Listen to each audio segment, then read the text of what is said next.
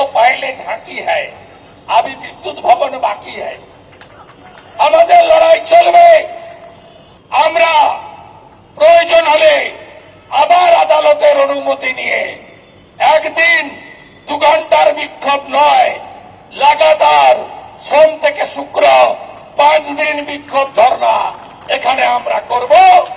আমরা সিএসসি কে 15 আগস্ট পর্যন্ত টাইম দিয়ে গেলাম।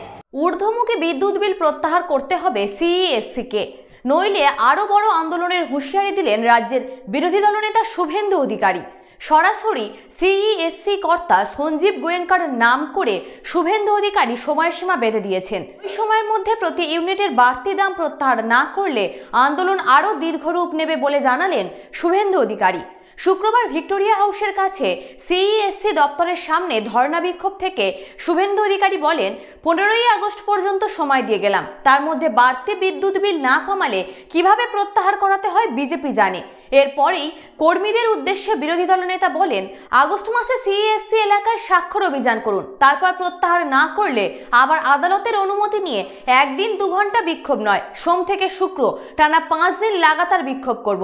শুভেন্দুর অভিযোগ, ভোটের আগে ডিআর লটারির কাছ থেকে 600 কোটি আর হলদি এনার্জির নাম করে সঞ্জীব গোয়েঙ্কার কাছ থেকে 400 কোটি টাকা নিয়ে আর একটা পাকিস্তান বানানোর চেষ্টা করছে মমতা বন্দ্যোপাধ্যায়ের সরকার, এমনটাই অভিযোগ করেন শুভেন্দু অধিকারী। এদিনের সভায় বর্ষিয়ান বিজেপি নেতা তাপস রায় অভিযোগ করেন, 1 মাসে তার বাড়িতে 20,400 টাকা বিদ্যুৎ বিল এসেছে। তাপসবাবু বলেন, পুরো মন গড়া বিদ্যুৎ বিল পাঠানো হচ্ছে, এই জিনিস মেনে নেওয়া যায় না। প্রসঙ্গত, রাজ্য জুড়ে ঊর্ধ্বমুখী বিদ্যুৎ বিলের প্রতিবাদে তৃণমূলের 21শে জুলাইয়ের কর্মসূচির পরের দিনই ভিক্টোরিয়া হাউসের সামনে ধর্ণা কর্মসূচি করতে চেয়েছিল বিজেপি। পুলিশ অনুমতি না দেওয়ায় মামলা গড়িয়েছিল হাইকোর্টে।